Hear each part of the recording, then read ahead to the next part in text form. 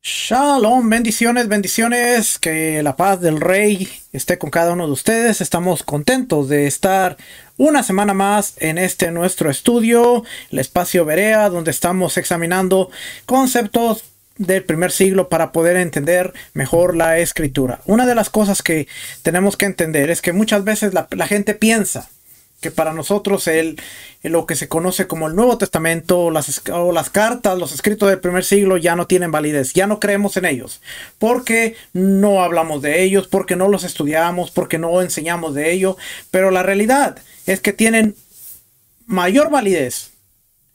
Simplemente ahora estamos tratando de entender la mentalidad de los escritores, y para poder entender la mentalidad de los escritores tenemos que ir al mundo en el cual ellos crecieron. Fue un mundo de Torá. Tenemos que aprender la Torá. Tenemos que aprender cómo pensaban estos escritores. Número 2, tenemos que entender el contexto en donde se estaban escribiendo estos libros. Ya hablamos durante las semanas pasadas acerca de los evangelios, la audiencia hacia la cual cada uno de los escritores quería alcanzar y hacia dónde iba el mensaje.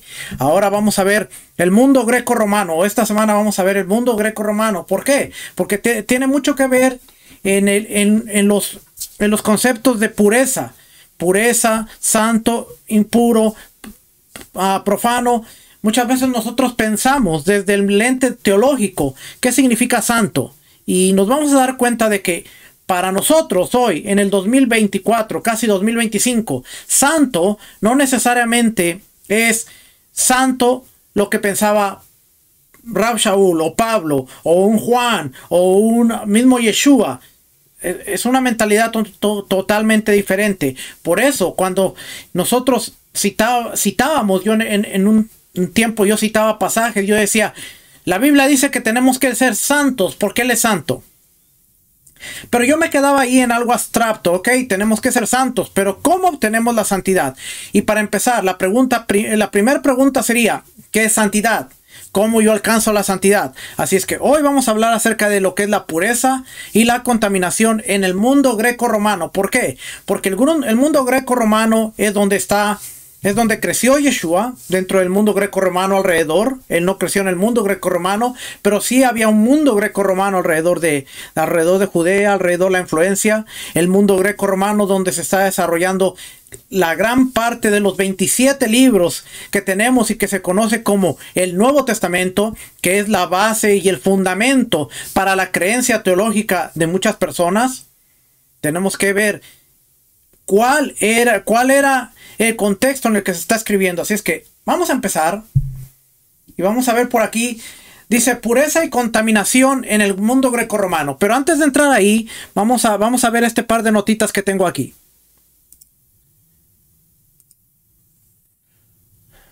Lo voy a hacer un poquito más grande para que lo vea. Ok, dice, en el mundo greco-romano, la noción de pureza tenía diversas facetas, muchas de las cuales estaban vinculadas a la religión, la moralidad y la vida social. Pureza religiosa. La Grecia antigua. Los rituales de purificación eran comunes antes de participar en actividades religiosas o rituales. Por ejemplo, en los misterios eleusinos, los iniciados se sometían a ritos de purificación que incluían baños y ayunos. El concepto de miasma, contaminación ritual, era central y se creía que la impureza podía contaminar tanto a individuos como a comunidades, requiriendo rituales específicos para limpiarla. Mire, con lo que le acabo de leer, ¿quién cree usted que entendiera mejor el concepto de pureza, tal como se describe en el Tanakh, en la Torá, en los primeros libros de la Biblia?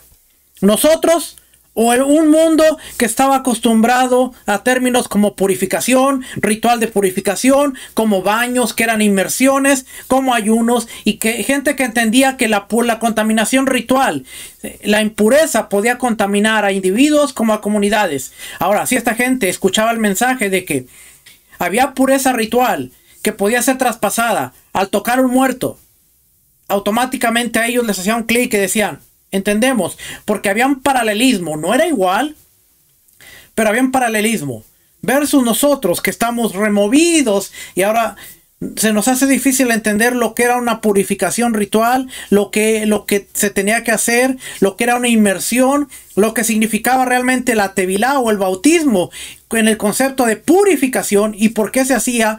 Y si seguimos leyendo se va a sorprender más porque dice aquí: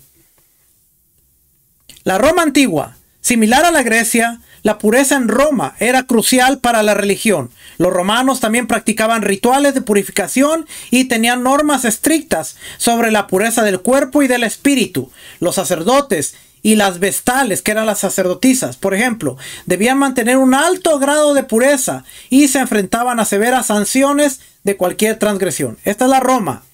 Ahora imagínense, esta gente escuchando las leyes de pureza que implicaba el Cohen y el Cohen Gadol, los Kohanim.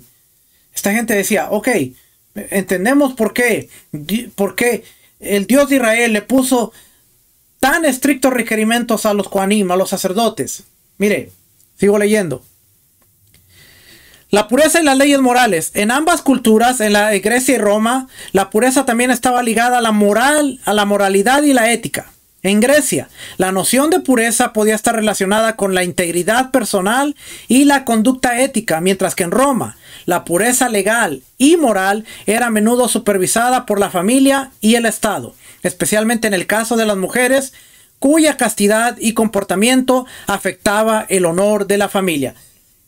Ellos estaban tan arraigados en estas costumbres que si de repente ellos escuchaban las leyes de pureza de una mujer virgen, ellos entendían, sabemos, porque si esa muchacha llegaba al matrimonio y no era virgen, entonces traía vergüenza a la familia.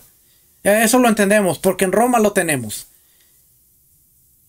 El mundo donde se está desarrollando la Biblia no era tan ajeno a los conceptos bíblicos.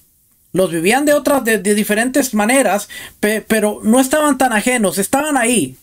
El problema somos usted y yo, que en el 2024, 2025 estamos tratando de leer la Biblia y aún así todavía decimos, yo no necesito más que la Biblia. La Biblia no te va a dar todo el espectro de lo que tú necesitas para poder entender el mensaje que está escrito en la Biblia. Está codificado a un contexto, a una cultura, a un entendimiento que tú y yo no tenemos. La pureza social y física. Tanto en Grecia como en Roma, los baños públicos eran lugares importantes para la purificación física y social.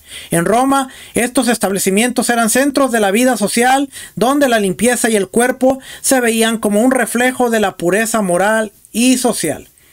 La dieta y la salud. La dieta y la regulación de los hábitos personales también se consideraban importantes para mantener la pureza física y, por extensión, la moral. Primero era lo físico y después venía lo moral. Las influencias filosóficas y médicas. Las ideas filosóficas y médicas también influían en las nociones de pureza. Por ejemplo, los médicos griegos como Hipócrates y más tarde los romanos veían la salud del cuerpo en términos de equilibrio de humores, y la pureza podía ser interpretada como mantener ese equilibrio. Las escuelas filosóficas como el estoicismo y el platonismo también discutían la pureza en términos de autodominio y ética personal. Ya hablamos acerca de los estoicos. En ambas culturas, la pureza de género, en ambas culturas la expectativa de pureza eran especialmente estrictas para las mujeres, particularmente en relación con la sexualidad y el matrimonio, lo mismo que en la Torá. La virginidad antes del matrimonio y la fidelidad dentro del matrimonio eran altamente valoradas y consideradas indicativas de la pureza de una mujer. Así que la pureza en el mundo greco-romano estaba profundamente entrelazada con la religión, la ley, la ética y la sociedad, y se manifestaba en una amplia gama de prácticas y creencias que afectaban tanto la vida cotidiana como los momentos más trascendentales de la existencia humana. Ellos tenían códigos, y los códigos no estaban muy lejos de lo que Pablo estaba escribiendo, de lo que Santiago estaba escribiendo, de lo que Pedro estaba escribiendo, porque ellos entendían que dentro de la sociedad greco-romana había ciertos valores. Ahora Pablo va a traer un mensaje contracultural y va a explicar cómo se puede vivir la Torá, las instrucciones de Dios, en un mundo que no piensa como piensa el mundo israelita.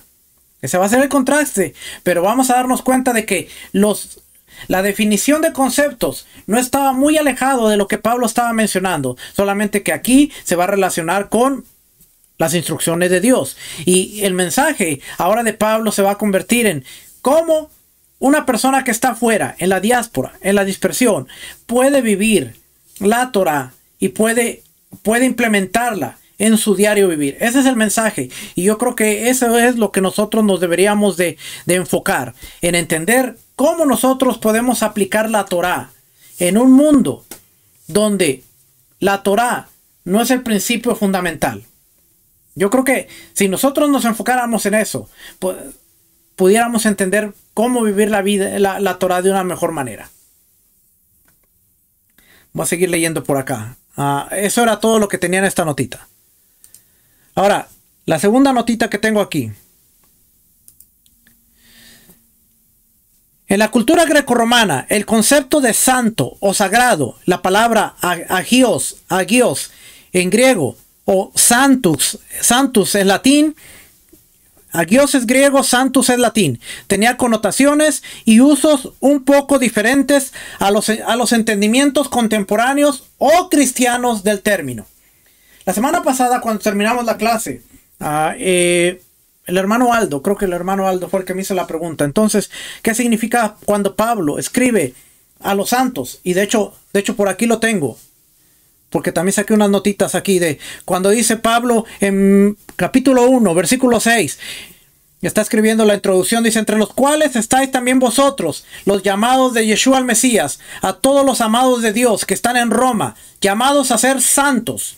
Gracia a vosotros y paz de parte de Dios nuestro Padre y del Señor Yeshua el Mesías. Entonces, tenemos que descifrar si había códigos de pureza. Y ahora Pablo está escribiendo una carta a la congregación o a los hermanos de Roma y les está diciendo: ustedes están llamados a ser santos. Pues tenemos ahora que definir entonces qué es santo dentro de lo que es un mundo greco-romano. Porque acuérdense, no le está escribiendo a Judea, o no le está escribiendo a una mezcla. Si nosotros leemos la carta completa, se va a dar cuenta de que se está dirigiendo a judíos, pero también se está dirigiendo a gentiles. Y se está dirigiendo a ambos grupos que están en Roma. Tienen una discusión entre judíos y gentiles. A los judíos les dice: no se enorgullezcan, no hagan halago. Y les da fuerte en los primeros capítulos de Romanos. Después a los gentiles también les habla y termina con la famosa unión de el olivo.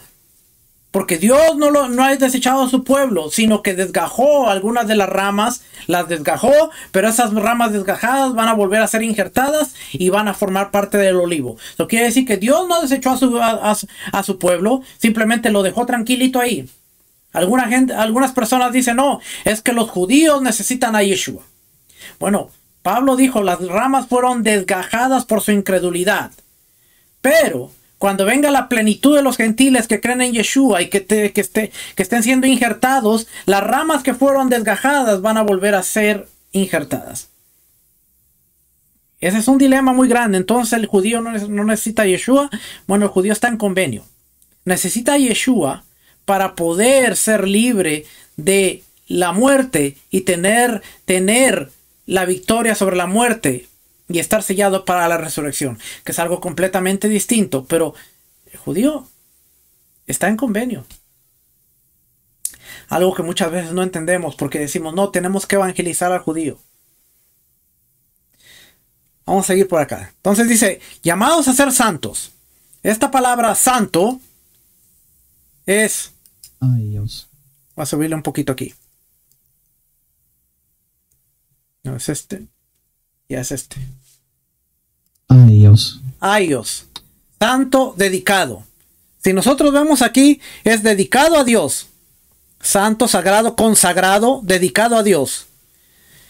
Este recurso, que es el diccionario teológico del Nuevo Testamento, nos va a dar, en esta parte de aquí, va a decir algo interesante. Esta parte de aquí que subrayé, que dice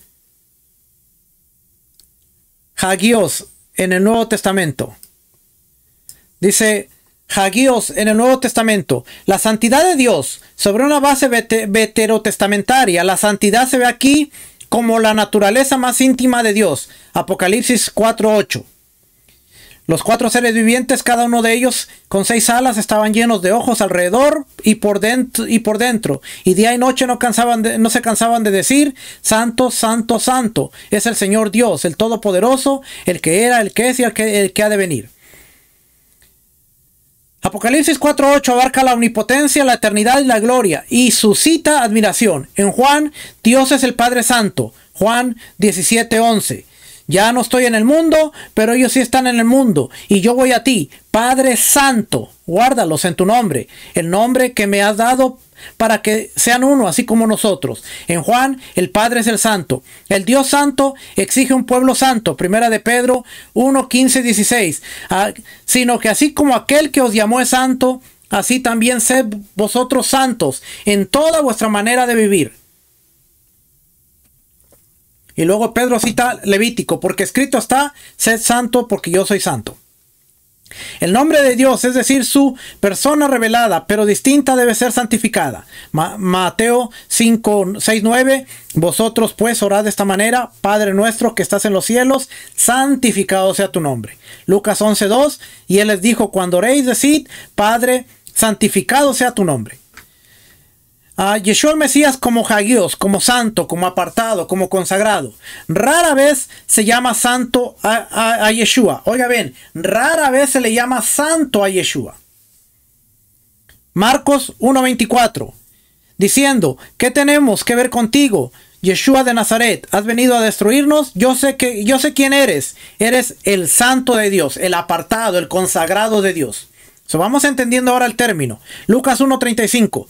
Respondiendo el ángel le dijo: el Espíritu Santo, el Ruach, vendrá sobre ti y el poder del Altísimo te cubrirá con su sombra. Por eso, lo santo, lo apartado, lo consagrado que nacerá, será llamado Hijo de Dios. Eso quiere decir que lo que estaba en el vientre de María ahora había sido consagrado, apartado para la obra que Dios le había dado. Juan 6:69. Y nosotros hemos creído y conocido que tú eres el consagrado de Dios, el apartado de Dios, el ungido. Revelaciones 3:7, escribe el ángel de la iglesia: el santo, el verdadero, el que tiene la llave de David, el que abre y nadie cierra, y cierra y nadie abre, dice esto. Hechos 3:4, mas vosotros repudiasteis al santo y justo, y pediste que se os concediera un asesino. Estas son las veces que se llama santo a Yeshua. Pero la descripción es antigua y significativa. En Lucas se apoya en el nacimiento virginal y su condición de portador del espíritu del Ruach, enfrentándose a los espíritus malignos e inaugurando la era neumática, la era del soplo del espíritu. En Juan 6:69 se le confiesa como el santo, santificado por Dios y dispensador de la unción del Ruach. En el Apocalipsis tiene los mismos predicados de santidad y verdad que Dios. Como siervo santo en los hechos, tiene una misión cultural como sacrificio santo ofrecido vicariamente por otros. En Hebreos es sacerdote, además de víctima, entrando por nosotros en el antitipo del lugar santísimo y logrando nuestra santificación expiatoria. Y después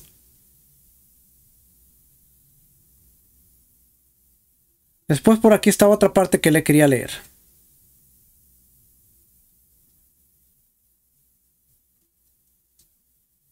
Está bueno este artículo, pero no se lo voy a leer todo para no aburrirlo. Creo que es en este.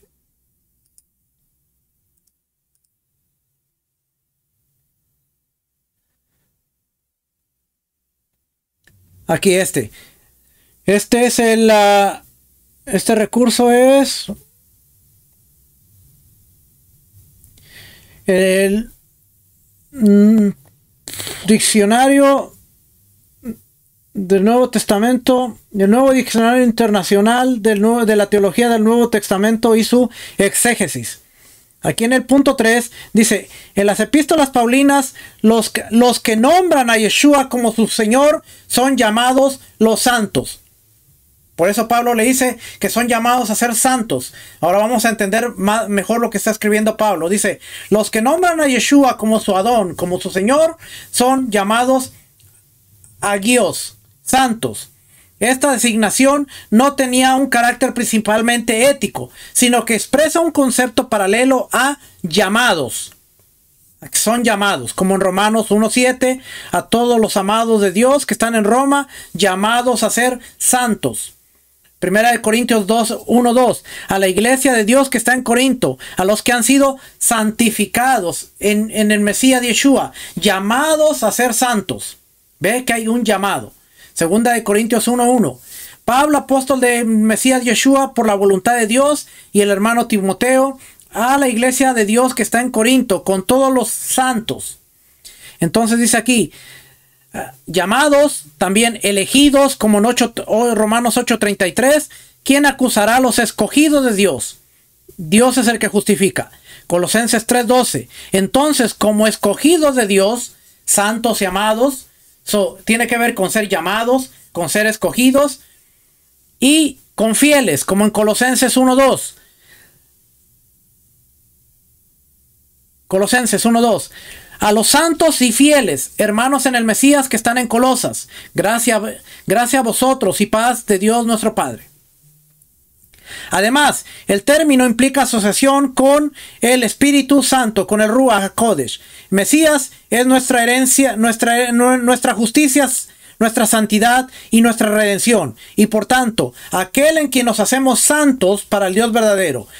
Dice, pero vosotros fuisteis lavados, fuisteis santificados, fuisteis justificados en el nombre del Señor, Yeshua el Mesías, y por el Espíritu de nuestro Dios. Primera de Corintios 6:11. Y estos eras algunos de vosotros, pero fuisteis lavados, fuisteis santificados, fuisteis justificados en el nombre del Señor Yeshua el Mesías y en el Espíritu de nuestro Dios. Segunda de Tesalonicenses 2:13. Pero nosotros siempre tenemos que dar gracias a Dios por vosotros, hermanos amados por el Señor, porque Dios os ha escogido desde el principio de la salvación mediante la salvación por el Espíritu y la fe en verdad. Entonces, ¿se está dando cuenta? Estamos leyendo ahora que ser santos significa con ser llamados, ser escogidos, ser elegidos, ser fieles. Todo eso tiene que ver con santidad. Lo mismo aplica a los escritos de la Biblia hebrea, el Tanaj. Ser llamados era consagrados, escogidos, elegidos, y en este caso los sacerdotes eran llamados a ser santos porque eran elegidos para una misión. Ahora, todos los que nombran a Yeshua como su Señor, a través de eso, son llamados a ser santos, pero en este caso vamos a leer lo que dice aquí. Dice, se dice que el nombramiento de Yeshua como Hijo de Dios en poder por su resurrección es por el Espíritu de santidad. La santidad es condición de la aceptación en la parusia y la entrada en la herencia del pueblo de Dios. En todos los casos, la santidad implica una relación con Dios que se expresa principalmente no a través del culto, sino a través del hecho de que los creyentes son guiados por el Espíritu Santo. Romanos 8:14.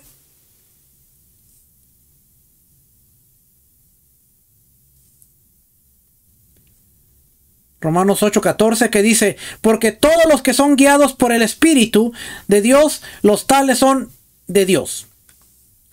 Entonces son guiados por el Espíritu, como en el Tanaj, como en el Antiguo Testamento. La santidad puede considerarse un concepto preético. Al mismo tiempo, como en el Tanaj, exige un comportamiento que responda correctamente al Espíritu de Dios. Entonces, ser santo equivale a cómo nosotros nos comportamos. Y entonces tiene más sentido ahora que leímos esto, tiene más sentido cuando nosotros leemos Gálatas. Ahora vamos a ver Gálatas.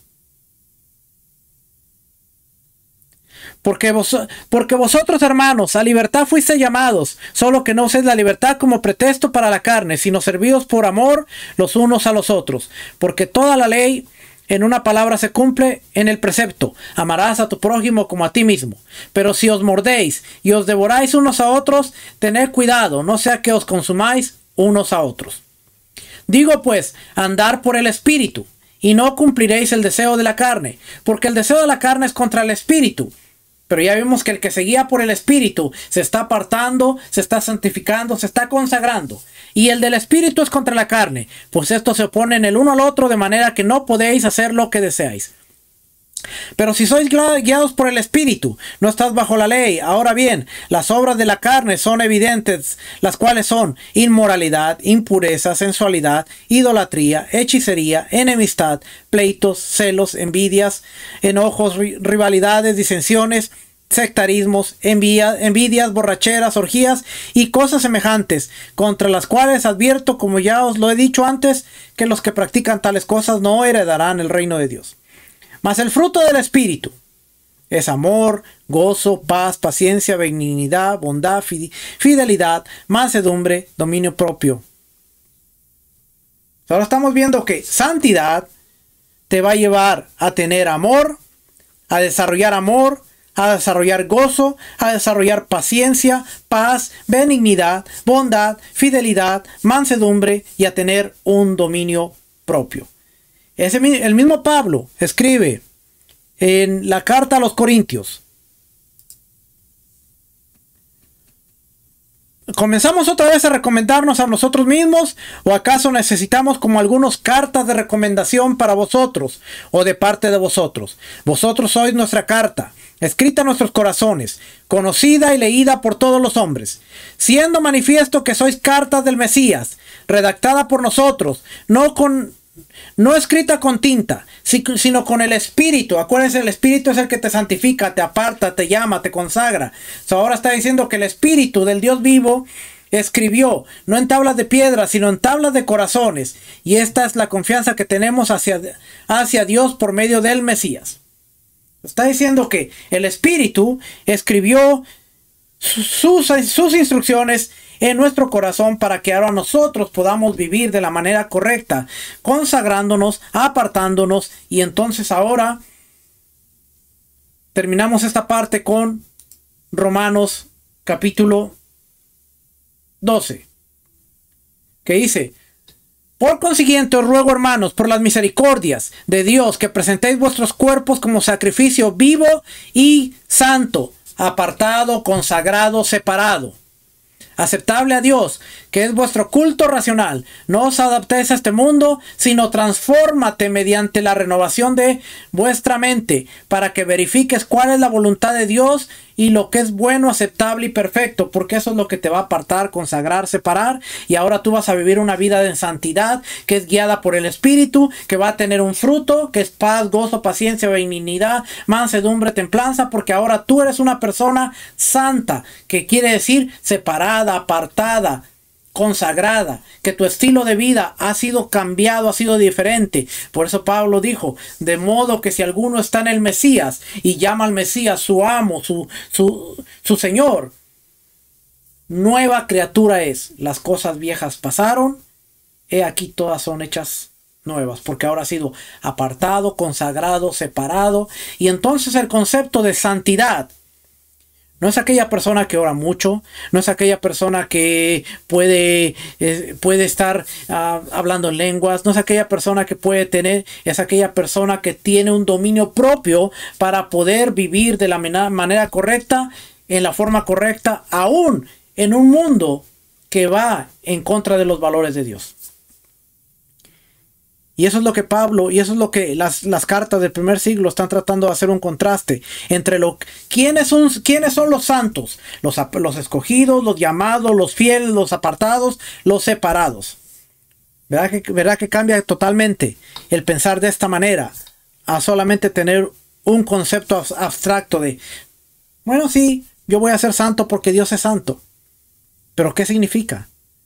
Significa que en Dios no hay ni un grado de maldad, no hay ni un grado de impureza. En Dios no hay ni un grado de mentira. Eso quiere decir que nosotros tenemos que esforzarnos por alcanzar ese nivel. Interesante, ¿va? Y apenas vamos aquí en la notita que estaba leyendo. Entonces, dice, el concepto de santo o sagrado, agios o santus en latín, tenía connotaciones y usos un poco diferentes a los contemporáneos o a los conceptos cristianos de hoy en día. Aquí vamos a detallar algunos aspectos de lo que significaba ser santo o sagrado en estas culturas. Separación y consagración. Grecia y Roma antigua. Al igual que en muchas otras culturas, lo sagrado a menudo estaba marcado por una separación del uso cotidiano y común. Un objeto, un lugar o una persona era santo. Santo era aquel que estaba consagrado para los dioses o para fines religiosos. No cualquiera era llamado santo en Grecia o en Roma antigua. Esto implicaba una distinción entre lo profano, que era lo común, y lo sagrado, lo consagrado y lo especial. Objetos y lugares sagrados. Objetos. En Grecia, por ejemplo, las estatuas de los dioses, ciertas armas dedicadas y otros objetos usados en rituales podían ser considerados sagrados. Estos objetos debían ser tratados con reverencia y cuidado especial para no profanarlos.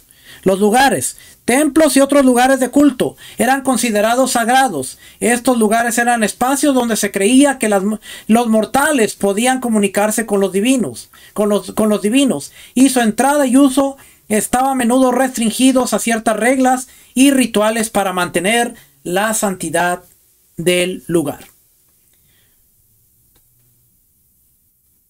Le estoy leyendo lo que era el concepto de santidad en el mundo greco-romano. ¿Por qué? Porque en ese mundo greco-romano se está presentando las pautas del convenio dado al Sinaí, en donde se está explicando lo que era pureza.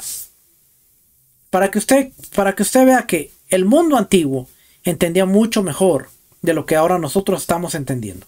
Porque ellos entendían que había objetos que debían ser tratados con semejante cuidado, porque si no se profanaban. ¿Por qué usted cree que Antíoco entra y pone un animal que estaba prohibido en el altar? Porque él sabía que al hacer esa acción, automáticamente el altar de Dios quedaba profanado, automáticamente cometía una profanación del lugar más santo para el pueblo de Israel. Poner una estatua y poner un puerco dentro de lo que era el altar era una afrenta al Dios de Israel, porque se estaba profanando. Él sabía exactamente lo que estaba haciendo.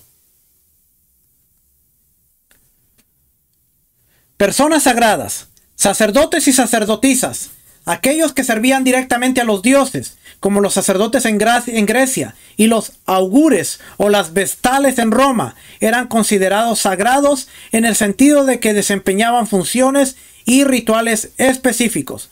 Su estilo de vida y conducta personal también debía reflejar su papel sagrado, a menudo sujetos a códigos de conducta estrictos y votos como la castidad o el celibato, en el caso de las vestales. Por cierto, se creía que las vestales o las sacerdotisas en el Imperio Romano tenían que estar obligadas a un celibato. Ahora, pregúntese usted, entonces, ¿realmente de dónde viene la idea de que hubiera conventos para monjas en donde se tenía que guardar el celibato? Pues viene nada más y nada menos que de la religión romana.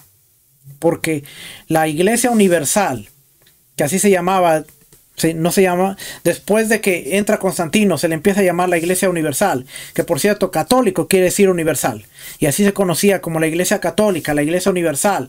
Empezó a absorber muchos de los conceptos que se tenían en la cultura griega y romana, y se implementaron en lo que se estaba desarrollando ahora como Iglesia Católica o Iglesia Universal. No había tal cosa. Ya para el año 300 en adelante, la que estaba en el auge era la Iglesia Católica. ¿Okay? Si usted lo busca históricamente, usted se va a dar cuenta de que es así. No estoy usando un término despectivo, sino que históricamente, después del año 300, año 400, años 500, se le empezó a conocer como la Iglesia Católica. Y de ahí hasta los 1600, 1900, cuando viene me olvida este hombre, el que clavó las tesis, Lutero. Viene Lutero y entonces ahora se le llama la Iglesia Protestante. La iglesia evangélica protestante, pero antes de eso era la Iglesia Católica. Y es más, la Iglesia Católica Apostólica Romana. Es historia pura. Si hay algo que a mí me encanta y algo que a mí me gusta, es la historia. Porque la historia es algo que se puede manipular, pero no se puede cambiar. Usted siempre puede ir a la fuente y encontrar realmente cómo eran las cosas. Así que cuando hoy decimos la Iglesia Católica, bueno, es un término que dice la Iglesia Universal. Y para el año 300 en adelante, así se le conocía ahora el movimiento que tenían los padres de la iglesia, que desarrollaron, y se le empezó a llamar la iglesia católica, la Iglesia Universal, porque ahora era universal para todos. Ya no era para los judíos, sino se había hecho universal para todos. Búsquelo. Más, mire, si usted busca en un diccionario, espero que tenga uno por aquí.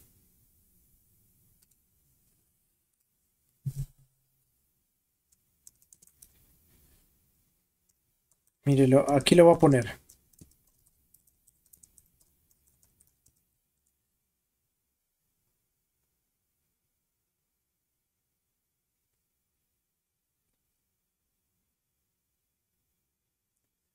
Aquí hay uno. Usted puede buscar más.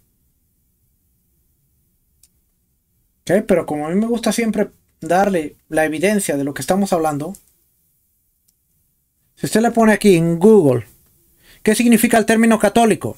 Diccionario. Católico es un adjetivo universal que comprende o que es común para todos. La Iglesia romana se aplicó a sí mismo este término calificativo.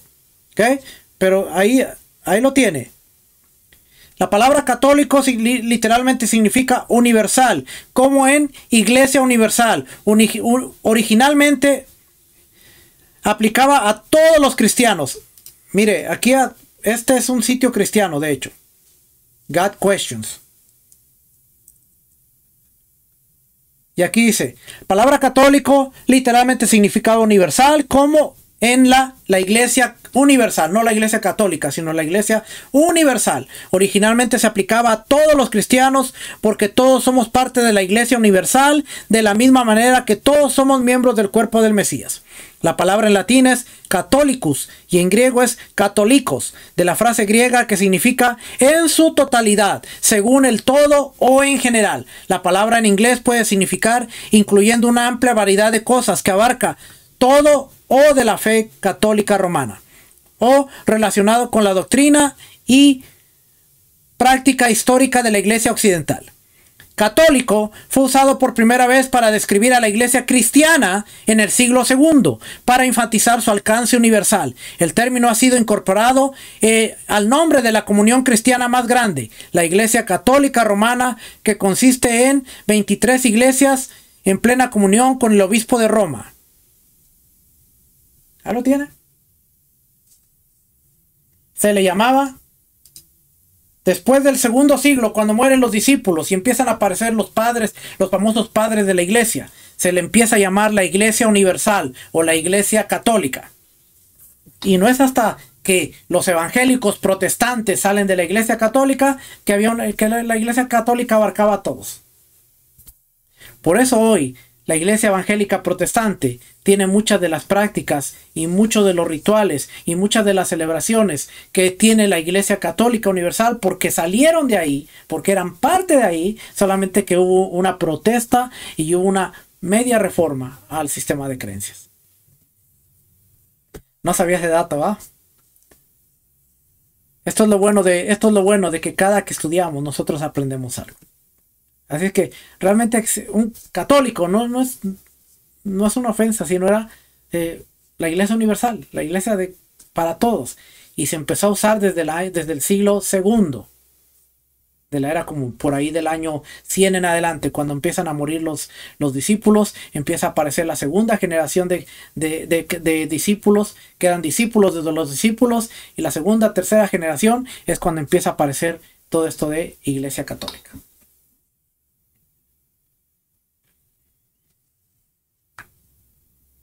De vez en cuando le suelto alguna que lo deje pensando por un poquito.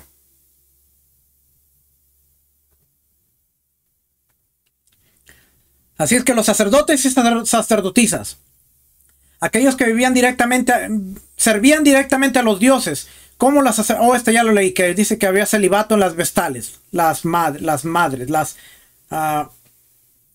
sacerdotisas. Héroes y semidioses, figuras míticas o históricas que fueron elevadas a un estatus semidivino después de su muerte también podrían ser considerados sagrados. Estos héroes a menudo tenían santuarios o lugares de culto dedicados a ellos y eran venerados por su carácter excepcional o actos heroicos. Conceptos filosóficos y morales. En algunas filosofías, especialmente en el periodo helenístico y en Roma, la idea de lo sagrado también podía extenderse a conceptos abstractos como la justicia, la verdad o la sabiduría. Los filósofos podían discutir estas virtudes en términos cuasi religiosos, considerándolas sagradas en su perfección y su importancia para una vida buena y moral. Ser santo en la cultura greco-romana abarcaba una variedad de contextos y significados, desde la consagración religiosa de objetos y personas hasta las implicaciones éticas y morales de las filosofías. Aunque diferente en algunos aspectos de las concepciones modernas o específicas de otras religiones, el concepto fundamental de lo sagrado como algo separado y dedicado a los dioses era un pilar central. Entonces, quiere decir que cuando Pablo está escribiendo a los romanos, está escribiendo a los corintios, está escribiendo sus cartas y encontramos que dice a los llamados a ser santos, está diciendo a los que han sido llamados y separados para el servicio de Dios, que ahora deben mostrar con su vida que le están sirviendo a Dios como un sacrificio consagrado, separado, renovando su mente, no adaptándose al mundo, sino renovando su mente para considerar qué es lo bueno, santo, agradable de Dios y poderlo aplicar a su vida diaria.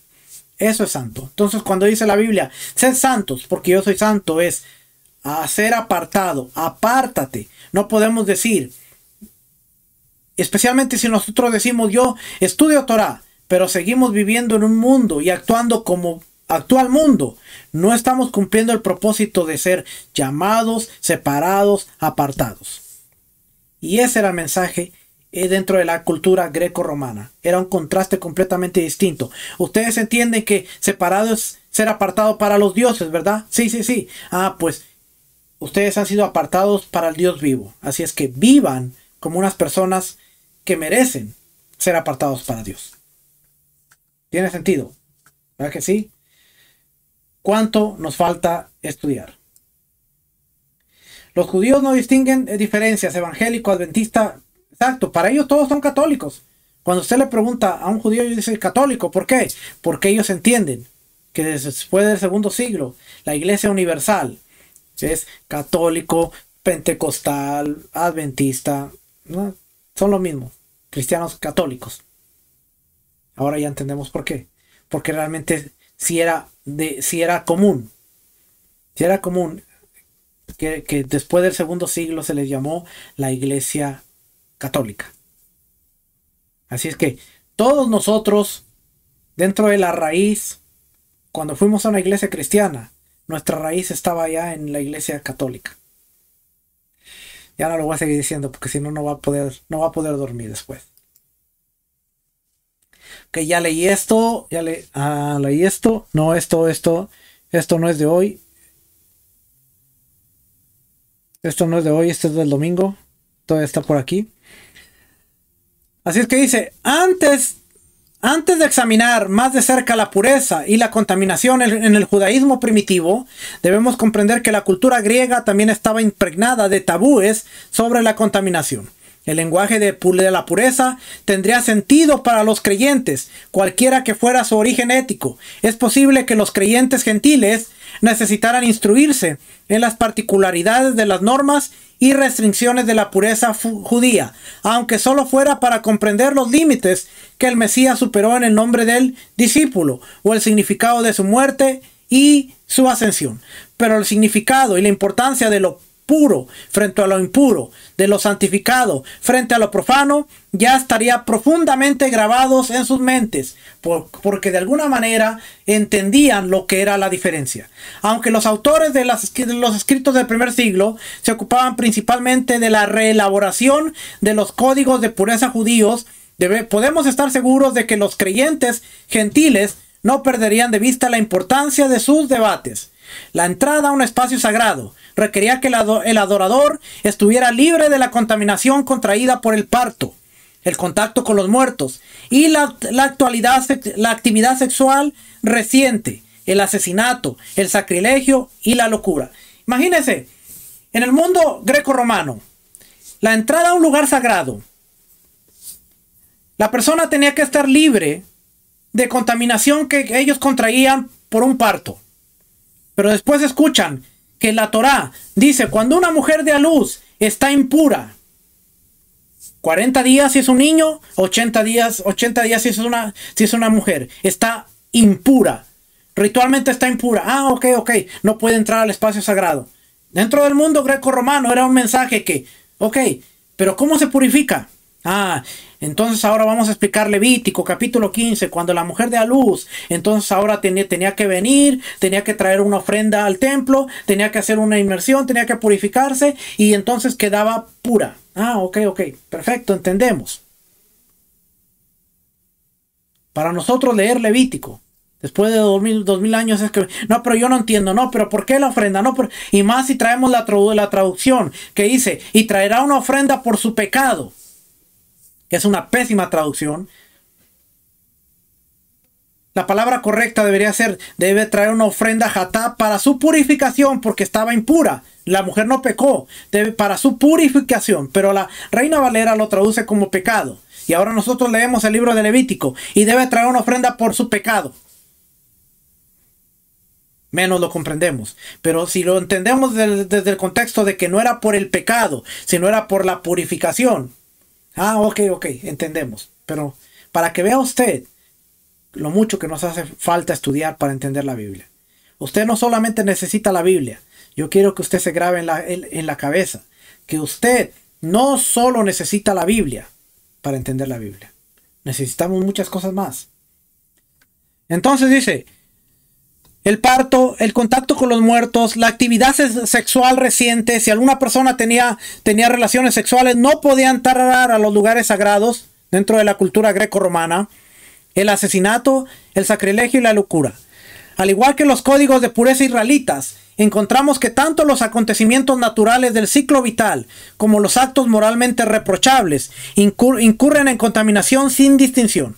En la literatura greco-romana, como la trilogía de Edipo y los otros artefactos literarios, como las preguntas formuladas a los oráculos, los tabúes de la contaminación refuerzan con frecuencia la ética en coyunturas importantes.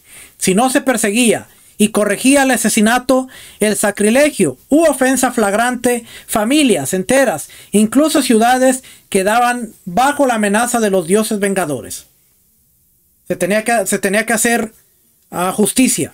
Los filósofos éticos griegos y latinos emplean el lenguaje de la contaminación para disuadir a la gente del vicio, como cuando Epitecto insta a los alumnos a no profanar a la deidad residente con pensamientos impuros y acciones sucias. Pablo dice, no contristáis al espíritu de santidad. Pureza y contaminación es la obra de Edipo y de Sófocles. La dinámica de la contaminación por asesinato y la purificación impulsan la que quizás sea la tragedia griega más famosa. Edipo, el rey Sófocles. La ciudad de Tebas sufre la peste porque ha sido contaminada por la presencia de un asesino que ha quedado impune. La expulsión de la presencia contaminante, ya sea mediante la ejecución o el exilio, limpiará la ciudad y pondrá fin a la peste. Las escenas iniciales del drama atestiguan si el uso del lenguaje de la pureza y la contaminación para defender la justicia y la moralidad, así como el gran peligro para el bien común y el bien individual, ya que el contaminado debe ser eliminado, inherente o la contaminación. El rey Edipo hace suya la misión de expulsar la contaminación de la tierra. Y por supuesto el profeta Teiresías debe revelarle: tú eres la contaminación de la tierra. El rey era la contaminación. A medida que se desarrolla el drama, se demuestra que las palabras de Teiresías son ciertas, lo que lleva a Edipo a cegarse a sí mismo. Se lamenta de que se le permitiera sobrevivir a la infancia para convertirse en un niño de la impureza. Finalmente, Creonte le dice que vaya al interior del palacio, lejos de la mirada pública, si no por vergüenza ante los hombres, al menos por reverencia al sol. No le desveles contaminaciones que ni la tierra, ni la lluvia sagrada, ni la luz del día pueden acoger. A partir de aquí, la terminología puede aplicarse como sanción, que promueve o prohíbe una amplia variedad de comportamientos, como en la secuela dramática Edipo en Colono. Edipo califica de impía la intención de los ciudadanos de expulsarle tras prometerle hospitalidad, una mancha para la reputación de su ciudad si se llevaba a cabo. La segunda obra de la trilogía de Edipo ofrece un excelente ejemplo de la sensibilidad griega ante los requisitos para entrar en espacios sagrados y preservar la santidad de tales espacios. En una pausa de su interminable deambular, ahora como mendigo y ciego, Edipo se sienta a descansar en un bosquecillo sagrado. Cuando un extraño se encuentra con él, sus primeras palabras son: primero, muévete de donde estás, el lugar es sagrado, está prohibido pisar ese suelo, no se puede tocar, nadie puede vivir en él. Sus divinidades son las más temibles de las más temidas. Mire, estamos leyendo esto y usted dirá, bueno, pero entonces la gente que leía esto podía relacionarse cuando escuchaban Éxodo: quita las sandalias de tus pies porque el lugar que pisas santo es. Ah, ok. El contexto cultural es importante, porque ahora estamos viendo que los evangelios, las cartas, se están desarrollando dentro de una cultura, a un río cultural que era muy similar. Y por lo tanto, cuando estas personas se sentaban dentro de una sinagoga y se habían sido creadas en un mundo greco-romano y escuchaban, y Moisés se acercó y una voz le dijo: quita las sandalias de tus pies. Ah, ok. Ah, un lugar sagrado. No se podía pisar, no podía entrar. Y las conexiones que estas personas hacían eran mucho más certeras a las conexiones que ahora usted y yo podemos hacer. Porque pensamos en santidad, no desde el modo abstracto, separado, apartado, o lugar como espacio sagrado de Dios, sino como en una terminología teológica que nos ha apartado de lo que significaba en su tiempo y en su momento.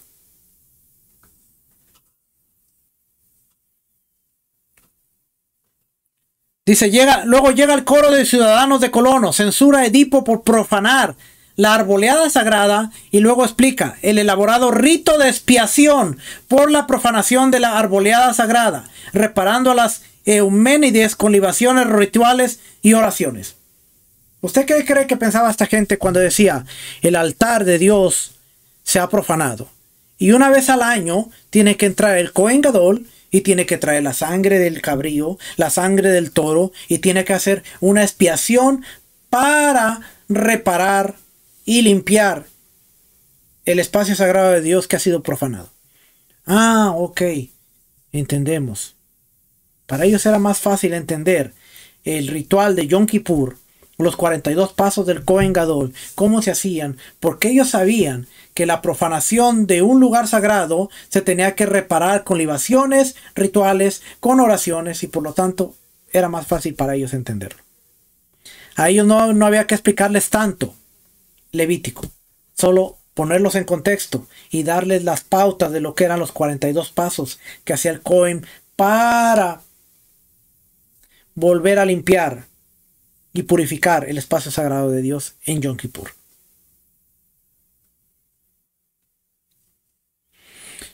Además de una amplia gama de tabúes de contaminación que abarcaban tanto fenómenos naturales como éticos, la sociedad griega observaba distinciones entre el espacio sagrado y el espacio común, siendo el primero, el espacio sagrado, muy restringido porque el espacio designado era el terreno especial de una deidad concreta, y por el segundo, el espacio ordinario accesible a los mortales, mientras que el mapa del espacio sagrado promovido por las tradiciones canónicas del judaísmo, se centra en un lugar único, sagrado, a saber, era el templo de Jerusalén.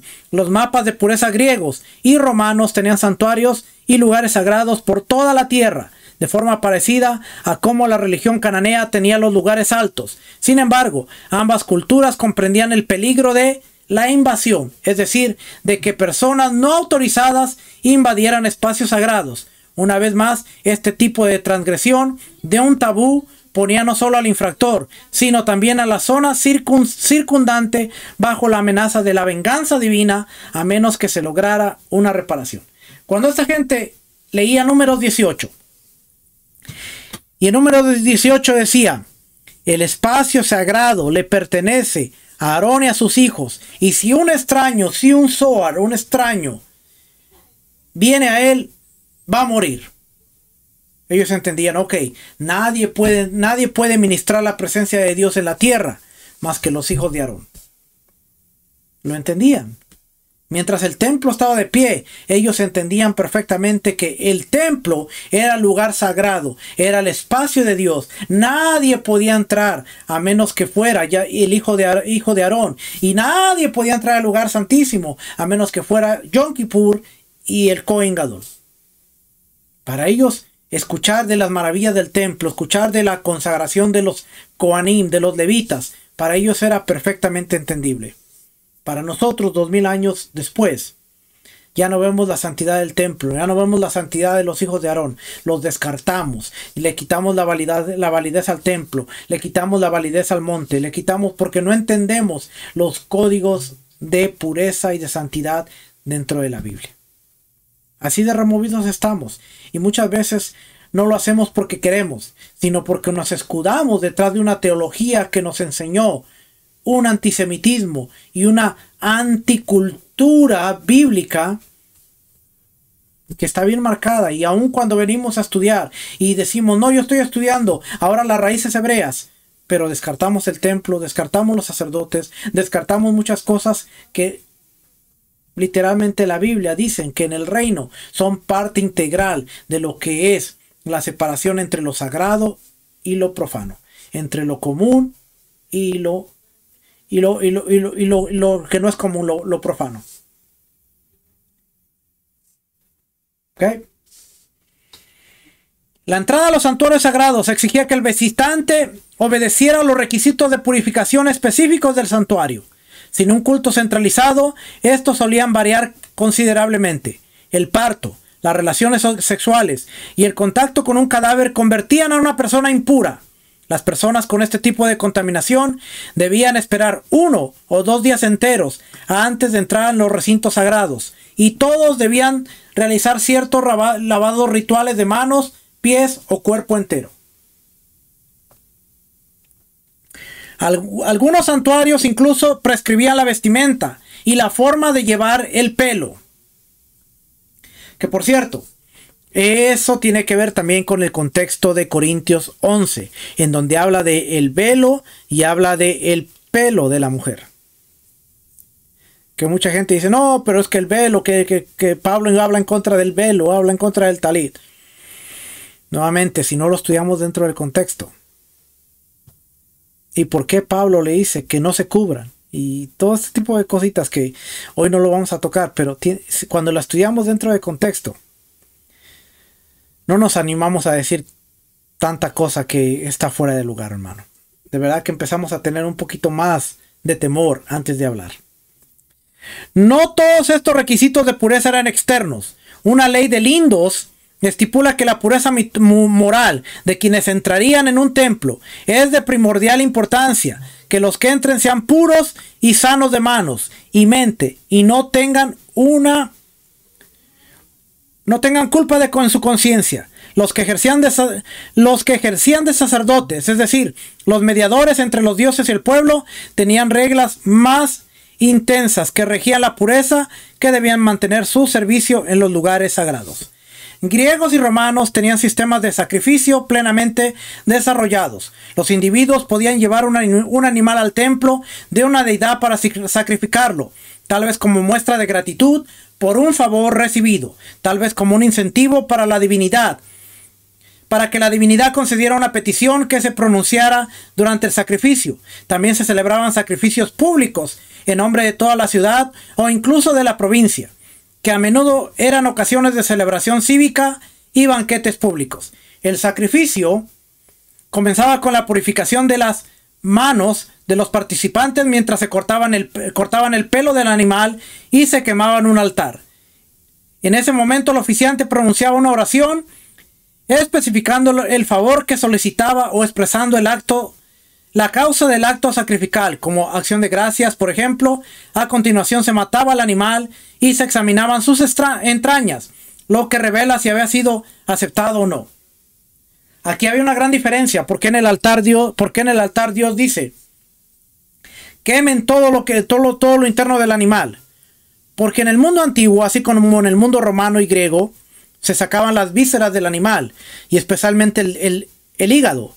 Se empezaba a hacer adivinación. Se tocaba el hígado, se checaba la textura, se checaba el color, y a través de eso se hacían ciertos ritos para dejarle saber los oráculos a la persona que había traído la ofrenda. Ah, fuiste aceptado, ah, no fuiste aceptado. Dios dice: no, cuando ustedes traigan una ofrenda, la van a abrir, y todas las grasas y todo lo que está dentro del animal lo van a poner en el altar para que nadie diga que ustedes están usando los mismos métodos. Porque en el mundo antiguo era así: el hígado o el corazón, y se hacía adivinación con él. Yo he escuchado a personas que dicen, para que vea cómo a veces hablamos de la ignorancia: si el templo se levantara, ni a usted ni a mí no recibirían ni una sola ofrenda, porque los judíos no aceptaban ofrenda a los gentiles. Eso lo dice una persona que no ha estudiado, porque los gentiles sí podían traer una ofrenda. Por eso estaba el atrio de los gentiles. Había ofrendas específicas que podían traer los gentiles hasta el atrio, y de ahí alguien se encargaba de llevarlas y presentarlas en su nombre. No podían presentar su ofrenda en el lugar de los israelitas, ni en el atrio de las mujeres, pero sí había un atrio de los gentiles, donde podían traer un holocausto, una ofrenda de agradecimiento que se quemaba en el altar completamente. Sí podían traerla.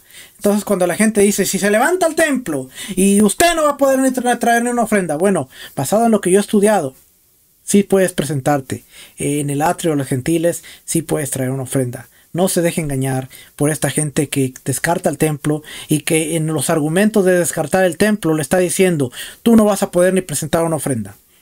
Además, si ahora somos parte del convenio y somos parte del pueblo de Israel y portamos lo que es parte de Israel, quien quita y tal vez hasta el atrio de Israel podamos entrar.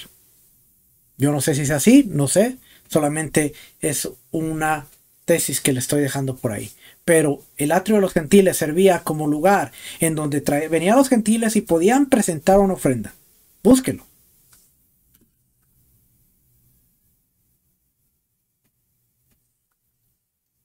A mí me gusta derribar los mitos. Más, mire. ¿Dónde está por aquí? Aquí voy a hacer una pregunta aquí. No me crea a mí, valídelo todo.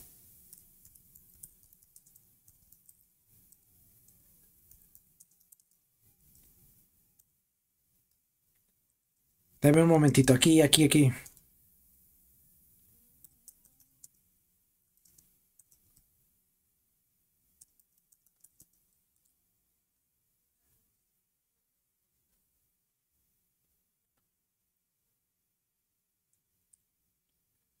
Mire, no vamos muy lejos.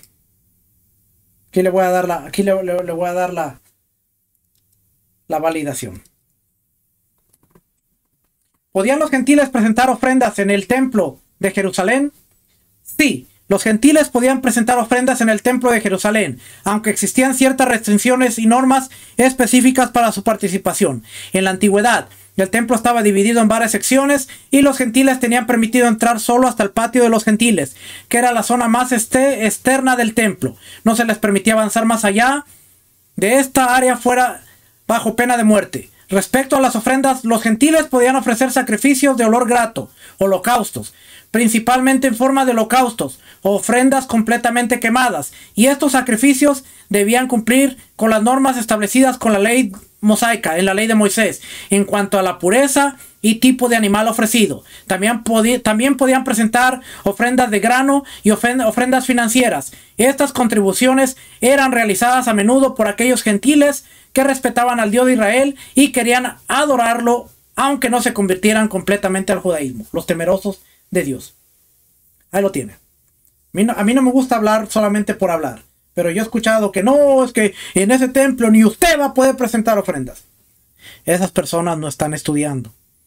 Se lo digo tranquilitamente, así tranquilitamente, porque si usted estudiara un poquito, se diera cuenta de que en el templo de Jerusalén, en el primer templo, no tanto, pero en el primer templo también, y en el segundo templo, los gentiles sí traían holocaustos, los presentaban. Así es que, no, los gentiles no presentaban ofrendas en el templo. Esa persona no ha estudiado. Así, nada más. Hoy usted puede validar todo. Hoy usted puede validar todo. Si es que, ya, aquí ya termino, ya. Ahora sí ya termino con esto. Entonces dice, en ese momento el oficiante pronunciaba una oración especificando el favor que solicitaba o expresando la causa del acto sacrificial. Acción de gracias, por ejemplo. Se mataba al animal, se examinaban sus entrañas. Por último, se dividía la carne, la parte de los dioses se quemaba y así se transfería al reino divino. Había sido sacrificada. Por último, se dividía la carne, la parte de los dioses se quemaba y así los sacerdotes recibían una parte, lo que podían vender en el mercado. Los fieles compartían el resto en un banquete en el templo o en casa. El sacrificio en Roma y sus colonias seguía una práctica similar. Los ritos romanos parecen haber afirmado la superioridad de los dioses sobre los seres humanos de varias maneras. En primer lugar, la porción de los dioses se consumía primero, por el fuego, antes de que ningún mortal tomara parte del animal, como se hacía en el templo. En segundo lugar, las porciones reservadas a los dioses y la ofrenda de incienso y vino puro con la carne hablaban del privilegio de los dioses sobre los mortales.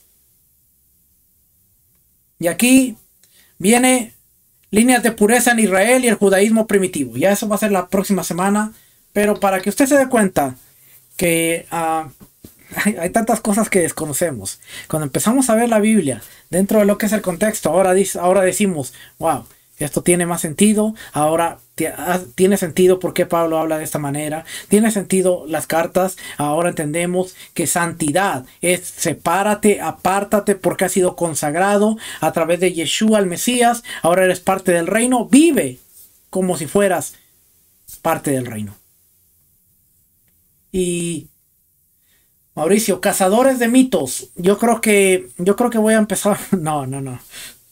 No me voy a comprometer más. Yo creo que sería bueno empezar una sección nueva llamada Bienvenidos a su segmento Cazadores de mitos y derrumbando mitos y teorías conspiranoicas. No, nada más se cree.